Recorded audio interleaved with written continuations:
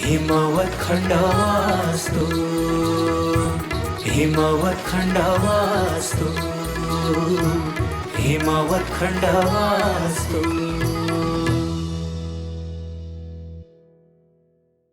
नमस्कार दर्शकवृन्द, कार्यक्रम हिमवत् खण्ड वास्तुको नयाँ श्रृङ्खलामा यहाँहरूलाई स्वागत छ। म बिना पौडेल। दर्शकवृन्द, हामी यस कार्यक्रममा विशेष गरी वास्तु विज्ञानको विषयमा चर्चा गर्नेछौँ।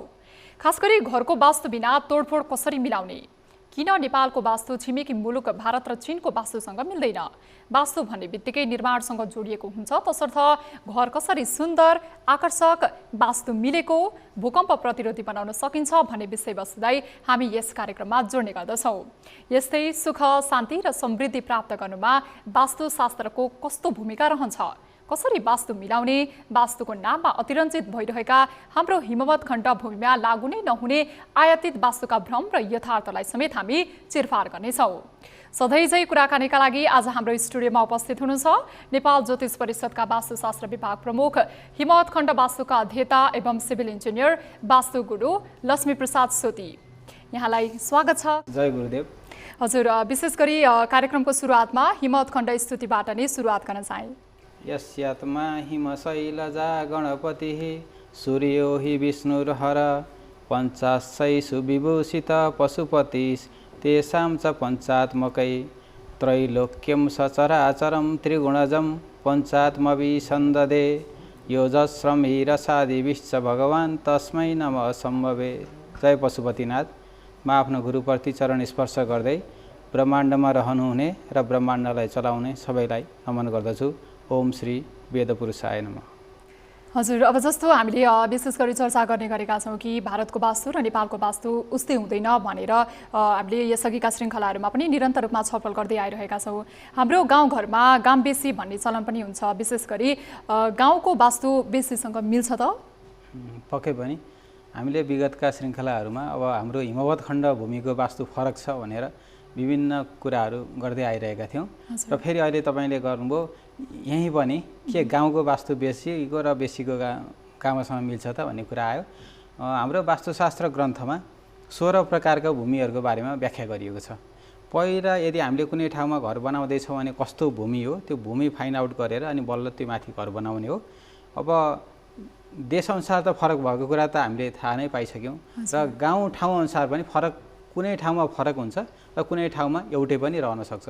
वास्तु चाहिँ विशेष गरी देश काल परिस्थिति अनुसार फरक हुन्छ।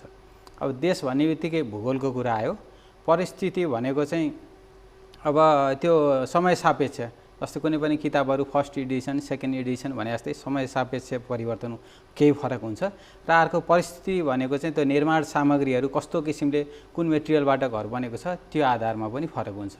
अब गाउँमा र बेसीको कुरा गरौँ, यो अलिकति गहन विषय हो, म यसलाई प्रस्ट्याउने प्रयास गर्छु। जस्तै हाम्रो रक अथवा पहाड कसरी बनेको छ भन्ने कुरा हुन्छ। जस्तै प्यारेन्ट सोइल भनिन्छ, आमा भूमि। जस्तै प्यारेन्ट सोइलबाट विभिन्न वेदरहरूको कारणले गर्दा कहिले चर्को घाम लाग्ने, कहिले पानी पर्ने, कहिले इरोजन हुने, हरेक कुराबाट चाहिँ त्यो चाहिँ ट्रान्सपोर्टेसन भएर त्यस आमा सोइलबाट टुक्रिएर चाहिँ त्यो डिपोजिसन हुन्छ र डिपोजिसन भइसकेपछि फेरि अप हिल हुन्छ, अर्को हिल बन्छ र त्यसरी नै यो निरन्तर बगिरहन्छ।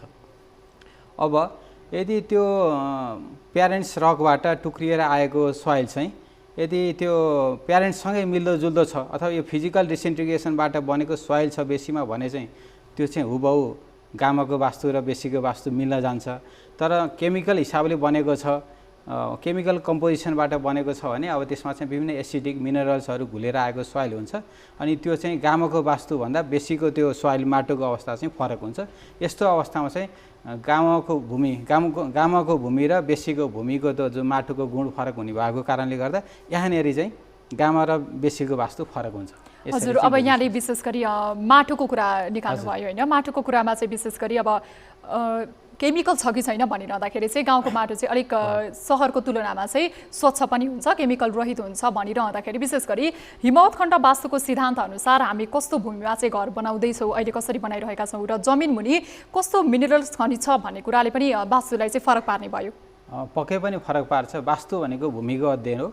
भूमि हावापानी बनोटको आधारमा एनालाइसिस गर्ने एउटा सूक्ष्म विज्ञान हो।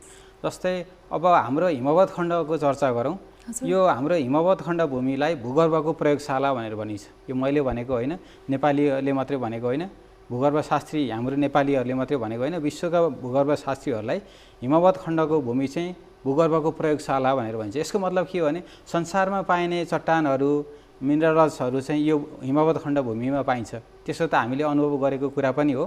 विभिन्न हावापानीहरू हामीले भोग्छौँ, यति सानो देशमै फरक फरक भएको चाहिँ भोग्छौँ हामीले। जस्तै कि त्यो कतै पानी परिरहेको छ भने कतै घाम लागिरहेको पनि हुन्छ। त्यसले गर्दा अब हाम्रो त्यो चट्टान हामी जुन भूमिमा घर बनाउँछौँ त्यो भूमिको तल चाहिँ कस्तो प्रकारको मिनरल्स छ यहाँ फरक फरक छ। जस्तै खानी तथा भूगर्भ विभागले दिएको डाटा अनुसार पनि फरक फरक हामी भेट्न सक्छौँ। अब हामीले माटो चेक गर्ने भन्छौँ नि, वास्तु देखाउने माटो चेक गर्ने भनेको यही चाहिँ कुराहरू पत्ता लगाउने हो कि। अब त्यो मिनरल्स चाहिँ एउटा एक्जाम्पलबाट अझ सजिलो हुन्छ बुझ्नलाई। यदि यो मैले यो ठाउँमा घर बनाउँदैछु भने यसको तलमानमा तामा खानी छ अथवा कपरको मात्रा बढी छ भने त्यसको गुण पक्कै पनि माथि सर्ने भयो भनेपछि यहाँ मैले वास्तु रेमेडिज गर्नु पर्यो भने तामाको तारले बेरेर त भएन। अलरेडी तामाको गुण जमिनमा बढी छ। यसको मतलब मैले अब पोखराबाट चितवन जाँदाखेरि गाडी ड्राइभ गर्दा 60 को स्पिडमा गएँ भने त्यो राम्रै होला, तर म 100 को स्पिडमा जान थालेँ भने त्यो राम्रो मानिँदैन। त्यस्तै अब जे गुण छ पहिल्यै अलरेडी फेरि त्यसमा त्यही गुणले उपचार गर्न थाल्यो भने त्यो चाहिँ राम्रो नहुन सक्छ, फ्रुटफुल नहुन सक्छ। त्यसले गर्दा जमिनमा के मिनरल्सहरू छ त्यसको आधारमा पनि वास्तु चाहिँ फरक हुन्छ। हजुर, अब जस्तो यहाँले जमिनलाई अध्ययन गरेर चाहिँ त्यहाँ के छ त्यही अनुसारले चाहिँ त्यसको उपाय अपनाउनुपर्छ भनिरहँदा कतिपय वास्तुविदहरूले चाहिँ वास्तु बिग्रियो भनेर तामाको तारले घर घेर्ने पनि गरिरहेको देखिन्छ। त्यसो भए यो कुरा गलत भयो कि अथवा हामीले पहिला चाहिँ त्यो जमिन चाहिँ चेक गर्नुपर्ने आवश्यकता देखिन्छ? यस्तो छ, हाम्रो वास्तुशास्त्रमा अब जस्तै तामालाई, सुनलाई, चाँदीलाई चाहिँ सकारात्मक तरिकाले हेरिएको छ। यो चाहिँ प्रयोग गर्न मिल्ने तरिकाले हेरिएको छ। तर त्यो भूबनोट अनुसार चाहिँ फरक हुन्छ। के रेमेडिज गर्ने भन्ने कुरा चाहिँ त्यसको गर्भमा जुन पृथ्वीमा हामीले माथि घर बनाउँदाखेरि रेमेडिज गर्छौँ अथवा त्यसको तल कस्तो किसिमको मिनरल्स छ अथवा कस्तो सोइल छ त्यो कुराहरू चाहिँ जान्न जरुरी छ। यदि त्यहाँ तल तामाको गुणहरू छ बढी छ भने अब माथि हामीले कपर प्रयोग गरेर चाहिँ वास्तु सुधार गर्दाखेरि सोचेअनुसारको परिणाम नआउन सक्छ। त्यसकारणले गर्दा हामीले भूमिको अध्ययन गरेर माटोमा के को गुण बढी छ त्यो आधारमा चाहिँ अपुग गुणलाई चाहिँ हामीले पूर्ति गर्ने हो। पहिले बढी छ भने फेरि त्यही थपिदिँदाखेरि त अब भरिएको गिलासमा पानी छ भने फेरि पानी हाल्दा त खेर नै जाने हो। त्यसले गर्दा चाहिँ त्यो कुराहरूलाई चाहिँ ख्याल गरेर चाहिँ गर्नुपर्छ। त्यसैले नै वास्तुशास्त्रलाई गहन विज्ञान भनेर भनिएको हो।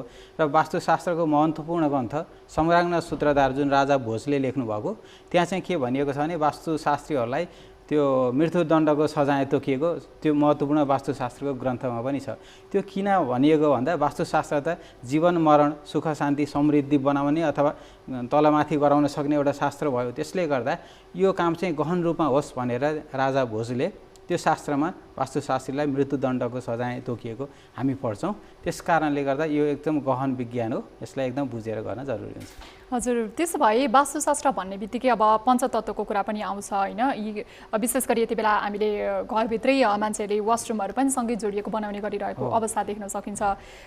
वास्तुअनुसार चाहिँ घरमा सबैभन्दा शुद्ध पवित्र हुनुपर्ने स्थान कुन हो?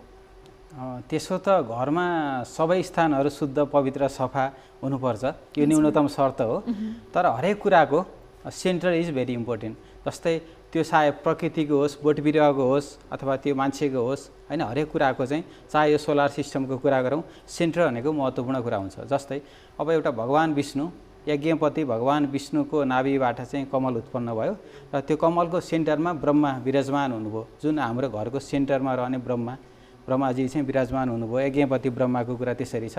अब सोलर सिस्टमको कुरा गऱ्यौँ भने यो सारा हामी सोलर सिस्टमको कुरा गर्छौँ नि। जस्तै हामी बिहान उठ्ने बित्तिकै एउटा प्रे गर्छौँ, जस्तै ब्रह्मा मुरारी त्रिपुरन्तकारी भानु शशि भूमि सुतु बुधश्च गुरुश्च शुक्र शनि राहु केतव कुर्वन्तु सर्वे मम सुप्रभातम भन्छौँ। त्यो चाहिँ अब हामीले नवग्रहहरूलाई त्यो यी सबै नवग्रहहरू चाहिँ सेन्टरमा चाहिँ सूर्य छ भनेपछि सूर्य बढी इम्पोर्टेन्ट छ नि। सूर्यकै आधारमा सबै ग्रहहरू रहेको छ भनेपछि यसमा पनि सेन्टर इम्पोर्टेन्ट हुन्छ। अब प्रकृति पेड पौधोको कुरा गरौँ, जस्तै प्लान्टहरू बिरुवाहरू चाहिँ प्राय यो बढ्ने हिसाबले चाहिँ दुई प्रकारको हुन्छ। एउटा इन्डोजेनियस र एक्सोजेनियस भन्छ। एउटा चाहिँ सेन्टरलाई नै आधार मानेर बाहिर बढ्दै जान्छ जस्तै सालहरू, अनि अर्को चाहिँ सेन्टरलाई नै आधार मानेर भित्र बढ्दै जान्छ जुन इन्डोजेनियस बाँसहरू लगायतको बिरुवाहरू हुन्छ। यहाँनिर पनि सेन्टर बढी महत्त्वपूर्ण देखिन्छ। अब मान्छेको कुरा गरौँ, जस्तै हामी आमासँग गर्भमा रहँदाखेरि हाम्रो नाभिबाट आमासँग कनेक्ट हुन्छौँ भनेपछि त्यो आमासँग भएको प्लेसेन्टाबाट हामीले फुड लिइरहेका हुन्छौँ। हाम्रो नाभि नै बढी इम्पोर्टेन्ट मानिन्छ।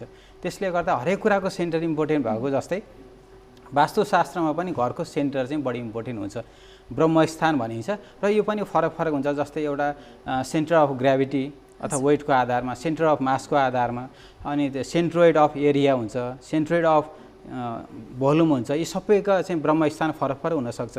प्रायः जस्तो चलेको चाहिँ सेन्ट्रोइड अफ एरिया हो ब्रह्मस्थान। यी सबैको सेन्टर चाहिँ एकदमै शुद्ध पवित्र सफा हुन चाहिँ जरुरी देखिन्छ। त्यसले गर्दा सेन्टरलाई चाहिँ विशेष ख्याल गर्नुपर्छ। जस्तै एउटा म उदाहरणसँग लिएर बुझाउँछु। जस्तै अब मैले नक्सा डिजाइन गर्दै गर्दा अब एउटा टोयलेट राम्रै दिशामा राखेर टोयलेट बनाएँ र त्यो टोयलेटको कमबोर्डको एउटा निश्चित हाइटबाट माथि चाहिँ हाम्रो बडीबाट डिस्पोजेबल युनिट टुक्रिने ठाउँ हो। भनेपछि त्यो भोल्युम सेन्टर अफ भोल्युमबाट हिसाब गर्दै जाँदाखेरि त्यो युनिटमा चाहिँ अब सेन्ट्रोइड अफ भोल्युम चाहिँ त्यहाँ पऱ्यो भने त त्यो त दूषित भयो नि त। त्यसले गर्दा अब त्यसलाई चाहिँ हामीले डिजाइन गर्दै जाँदाखेरि अलिकति के लम्बाइ बढाउनु पऱ्यो कि घटाउनु पऱ्यो, यसरी सुधार्नु पऱ्यो। त्यस कारणले गर्दा वास्तुशास्त्रमा सेन्टर चाहिँ विशेष फोकस गरिन्छ, विशेष महत्त्व बोकेको हुन्छ। अब जस्तो हामीले पञ्चतत्त्वको कुराहरू धेरै सुनि पनि रहेका छौँ होइन, यसमा चाहिँ यी 5 तत्त्वका पनि भगवान हुन्छन्? यो धेरैले प्रश्न पनि गर्नुहुन्छ यो विषयमा। पक्कै पनि। अब पञ्चतत्त्व भनेर धेरै चल्छ। वास्तुमा नि पञ्चतत्त्वले बनेको कुराहरू आउँछ। मान्छेको शरीर पनि पञ्चतत्त्वले बनेको 5 सबैतिर आउँछ नि। जस्तै अब एउटा पञ्चतत्त्वकै कुरा छ, हाम्रो हिमवत खण्ड स्तुतिमा पनि पञ्चतत्त्वको कुरा छ। जस्तै यस्यात्मा हिमशैलजा गणपति सूर्य वि विष्णु हर पञ्चाशै सुविभूषित पशुपति तेसाम च त्यहाँ 5-5को कुरा आइरहेछ कि पञ्चतत्त्व चाहिँ। हाम्रो पञ्चतत्त्व चाहिँ 5वटा भगवानसँग प्रत्यक्ष सम्बन्ध राख्छ। त्यसले गर्दाखेरि घरमा पाञ्चायन पूजा नित्य गर्नुपर्छ भनेर भनिएको। त्यो भने के भने पाञ्चायन पूजाको जुन घरमा नित्य पूजा हुन्छ नि त्यो 5वटा प्रकृतिको सिम्बल, प्रकृतिको पूजा पनि भयो। त्यसले गर्दा यो चाहिँ पञ्चतत्त्वको चाहिँ 5वटा भगवानसँग चाहिँ प्रत्यक्ष सम्बन्ध छ। यसरी बुझ्नुपर्छ। हजुर, विशेष गरी यति बेला हामी अलिक आधुनिक हुने बाहनामा चाहिँ वास्तुशास्त्रमा यति बेला सबैभन्दा बिग्रिएको पक्ष चाहिँ केलाई मान्न सकिन्छ? धेरै पक्षहरू बिग्रिरहेछ पछिल्लो समयमा। जस्तै अहिले हामी 21औं शताब्दीमा आइपुग्दै गर्दा। तर मेरो आफ्नो हिसाबमा चाहिँ सबैभन्दा बिग्रिएको भनेको स्नान घर र शौचालय अहिले हामीले बिगारेको। अब यसलाई झट्ट हाम्रो पुर्खाहरूको पालादेखि सम्झौँ। हाम्रो पुर्खाहरूले चाहिँ यो टोयलेट शौचालयलाई चाहिँ घरभन्दा धेरै टाढा राख्नुहुन्थ्यो। अनि पछि बिस्तार घरको नजिक आउन थाल्यो, हुँदा घरभित्रै आउन थाल्यो, हुँदा कोठाभित्रै एट्याच आउन थाल्यो र लाग्छ अब पछिका दिनहरूमा बेडमै एट्याच भएर पनि आउला।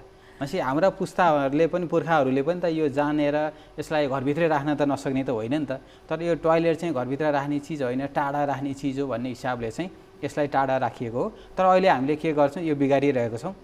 र आधुनिक विज्ञानलाई पनि हिसाब गर्ने हो भने विज्ञानले चाहिँ नोरो भाइरस, रोटा भाइरस लगायतका विभिन्न भाइरसहरू मिलियनको रूपमा लिएको छ। ती किटाणुहरू चाहिँ त्यो टोयलेटको कब्जामा, टोयलेट चाहिँ ती किटाणुहरूको कब्जामा हुन्छ भनेर भन्छ। त्यो चाहिँ 3 फिटदेखि टोयलेटको सेन्टरलाई आधार मान्ने हो भने 3 फिटदेखि 6 फिटसम्म चाहिँ ती भाइरसहरूको कब्जामा हुन्छ त्यो ठाउँ भन्छ।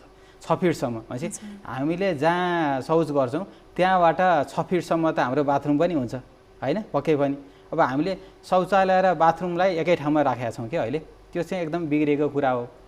र अर्को कुरा के छ भन्दा शौच गर्दाखेरि मौन रहेर मुख ट्याप्प गरेर त किटाणुहरू छिर्छ कि भनेर मुख ट्याप्प गरेर चाहिँ शौच गर्ने विधान छ।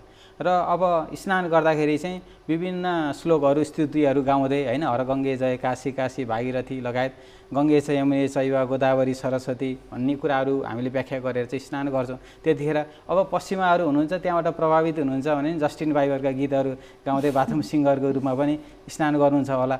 भनेपछि त मौन रहने ठाउँ, ट्याप्प गर्न पर्ने ठाउँ र बोल्ने ठाउँ एकै ठाउँमा आयो। त्यसले गर्दा किटाणुहरू शरीरमा प्रवेश गर्ने भयो। यो कुरा चाहिँ पछिल्लो समयमा धेरै बिग्रिरहेको अवस्था छ।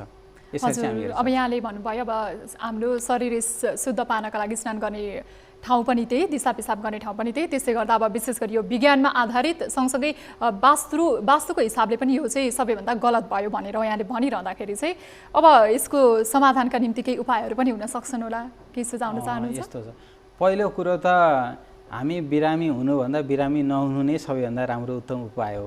यसको मतलब सर्वप्रथम यस्तो तरिकाले बनाउनु भएन। यदि अब बनिसकेको खण्डमा चाहिँ अब त्यसलाई चाहिँ यदि अब हामी बनाउँदैछौँ अथवा यो पूर्ण पालना गर्न सकिँदैन भने तापनि एटलिस्ट गर्नै पर्ने चाहिँ पूर्व साइडमा चाहिँ स्नानघर र त्यसको 180 पार्टमा अथवा साउथ वेस्टमा चाहिँ शौच गर्ने ठाउँ बनाउने हो। यदि त्यो सकिएन भने एकै ठाउँमा बनाउने तर रुम छुट्टा छुट्टै, बाथरुम छुट्टै, टोयलेट छुट्टै त्यसरी चाहिँ बनाउन सकिन्छ। त्यो कम्तीमा पनि यसो गर्नु राम्रो हुन्छ। हजुर, विशेष गरी हिमवत खण्ड वास्तुको सिद्धान्त अनुसार चाहिँ शौचालय घर बाहिर नै बनाउनु पर्यो अथवा घर बाहिर बनाउँदा पनि कति डिस्टेन्समा बनाउने के छ? घर बाहिर शौचालय बनाउनु त सबैभन्दा राम्रो कुरो हो, तर यदि त्यो भित्रै बनाउँदा पनि फरक टोयलेट र बाथरुम छुट्टा छुट्टै बनाऊ। यदि त्यो पनि सकिएन भने अब कम्तीमा पनि जस्तै अहिले हामी व्रत बस्छौँ नि, कहीँ व्रत बस्छौँ, पूजा गर्छौँ नि, जस्तै आज मेरो पूजा छ, ल म स्नान गरेर निस्किएँ भन्छौँ नि, कहाँबाट निस्क्यौँ भन्दा टोयलेटबाट निस्क्यौँ। भनेपछि त टोयलेट त दूषित ठाउँको घर हो, बाथरुम पनि त्यहीँ छ, त्यस कारणले गर्दा टोयलेटबाट स्नान गरेर निस्क्यौँ भन्दा पनि मिल्छ। त्यसले गर्दा यो कम्तीमा पनि यो हुन नदिनको लागि फरक ठाउँमा चाहिँ टोयलेट बाथरुम बनाउनुपर्छ।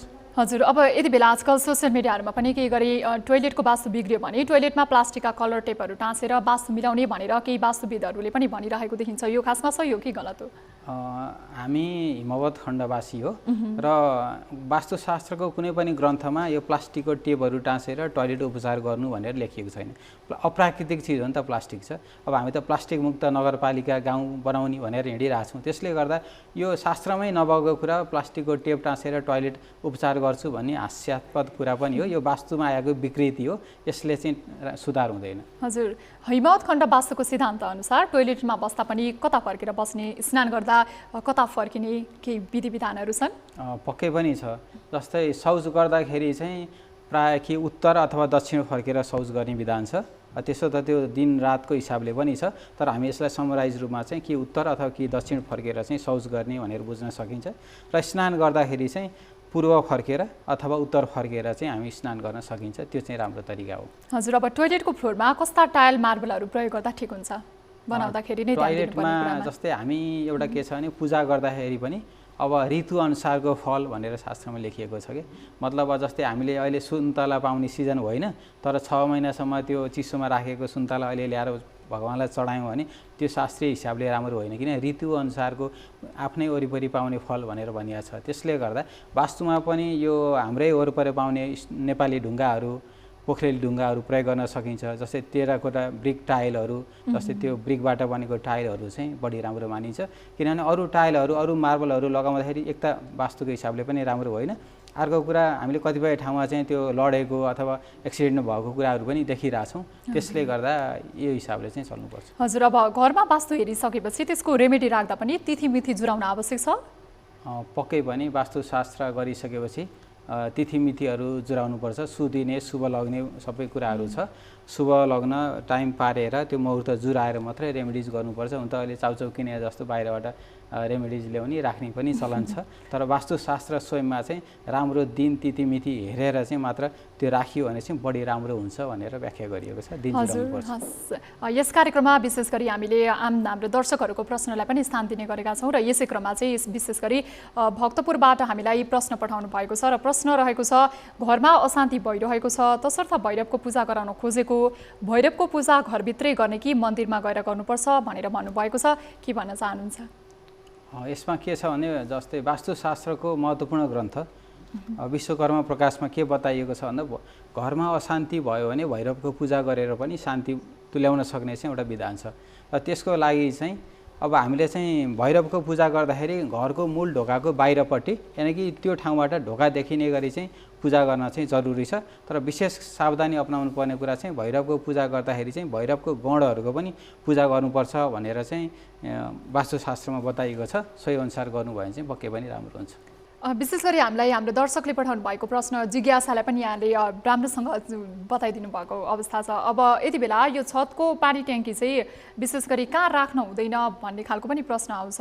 स्वाभाविक रूपमा हामीले छतको पानी ट्याङ्की भनेपछि अभियसली सबैभन्दा माथि नै हुन्छ भनेर बुझ्ने गरेका छौँ, तर खासमा कहाँ राख्नु चाहिँ हुँदैन अथवा कसरी चाहिँ राख्ने यो विषयमा पनि बताइदिनुहोस् न। छतको पानी ट्याङ्की अर्थात् ओभरहेड वाटर ट्याङ्क, यो चाहिँ राख्ने नहुने स्थान र कहाँ चाहिँ राख्ने भन्ने कुरा गरौँ। पहिलो कुरा चाहिँ यो ओभरहेड वाटर ट्याङ्क भनेको कस्तो प्रकारको लोड हो भन्ने कुरा पनि बुझौँ। जस्तै विभिन्न प्रकारका लोडहरू हुन्छन् घरमा। जस्तै यदि हामी घरभित्र छौँ भने यो चाहिँ हामी लाइभ लोड हो, चेन्ज भइरहेको यताउता जान्छ। त्यस्तै लोडहरू चाहिँ live load, dead load, wind load, seismic load लगायत धेरै लोड फरक फरक लोडहरू छन्।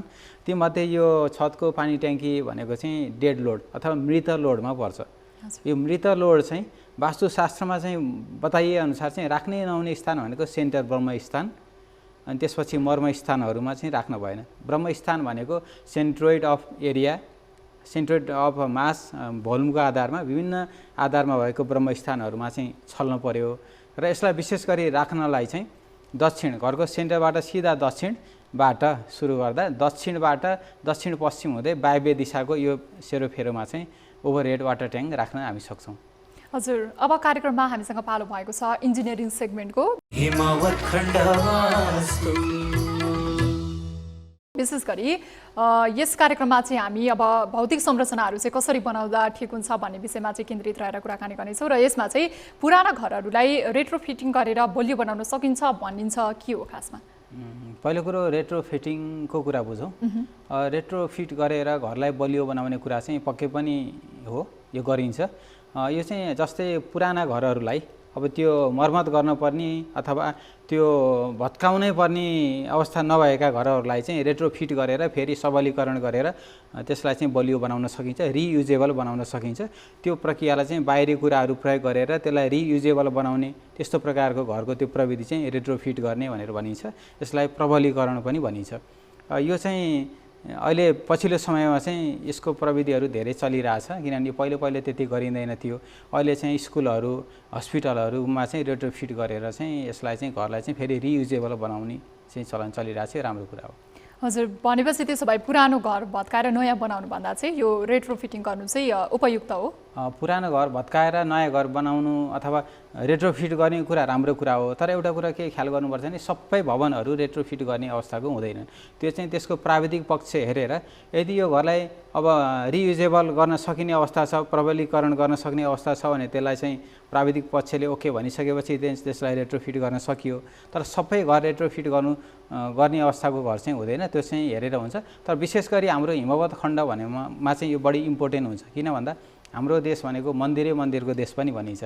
यहाँ पुराना कलाकृति, मठ मन्दिरहरू, धरोहरहरू छन्, यिनीहरूलाई चाहिँ ढल्न नदिनको लागि चाहिँ रेट्रोफिट गरेर चाहिँ बचाइराख्ने चाहिँ एउटा प्रमुख उपाय चाहिँ यो हुनसक्छ। त्यसले गर्दा हाम्रो देशको लागि बढी इम्पोर्टेन्ट मानिन्छ। हजुर, विशेष गरी अहिले नेपालमा चाहिँ यो रेट्रोफिटिङको चलन चाहिँ कतिको बढ्दै गइरहेको देख्न सकिन्छ? नेपालमा रेट्रोफिटको चलनहरू चाहिँ अहिले पछिल्लो समयमा बढिरहेछ। त्यस्तो यो भूकम्प आइसकेपछि अब यी विभिन्न टेक्निकल पक्षको कुराहरू पनि एकदम चलन चल्तीमा चलिरहेछ। विशेष गरी चाहिँ स्कुलहरू, हस्पिटलहरूलाई अझ बढी गरिन्छ। र एउटा उदाहरण भनौँ, जस्तै म आफू पढेको स्कुल, मैले चाहिँ लमजुङ कुन्छाबाट चाहिँ एसएलसी दिएको हो। 2017 सालमा स्थापित भएको स्कुल हो। त्यो स्कुलको चाहिँ पछि चाहिँ रेट्रोफिट गरेर त्यसलाई चाहिँ फेरि रियुजेबल एकदम पहिलाको जस्तै हुने तरिकाले चाहिँ अहिले पनि पठन पाठन सुरु भइरहेछ। त्यो चाहिँ रेट्रोफिट गरेको एउटा उदाहरण दिएको मात्र। हजुर, हस्, यहाँको यो महत्त्वपूर्ण समय र संवादका लागि यहाँलाई धेरै धेरै धन्यवाद। हस्, धन्यवाद।